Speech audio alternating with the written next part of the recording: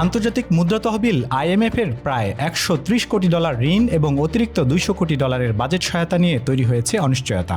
এর জেরে সরকার এখন বিকল্প উৎস থেকে অর্থ জোগাড়ের চেষ্টা চালিয়ে যাচ্ছে। জানা গেছে, রাজস্ব আদায়ে লক্ষ্যমাত্রা পূরণ না হওয়া এবং আর্থিক খাতে প্রত্যাশিত সংস্কার না হওয়ায় IMF সন্তুষ্ট নয়।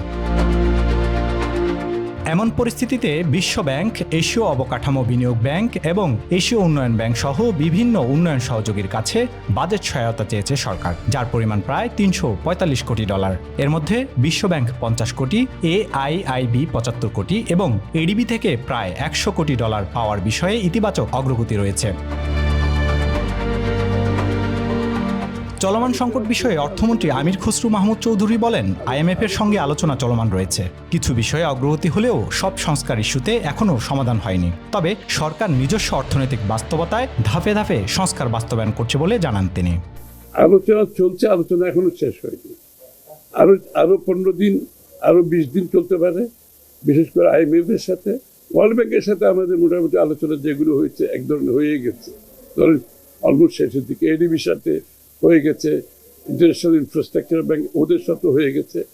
IMF এর সাথে যে বিষয়গুলো পেন্ডিং আছে এগুলো আলোচনা চলছে এখন। বিশ্লেষকদের মতে IMF মূলত 3টি কারণে ঋণ ছাড়ে ধীরগতি দেখাচ্ছে: কর GDP অনুপাত বাড়াতে ব্যর্থতা, জাতীয় রাজস্ব বোর্ডের কাঠামোগত সংস্কার থেমে থাকা এবং ব্যাংক রেজুলেশন আইনের কিছু ধারায় আপত্তি রয়েছে সংস্থাটির।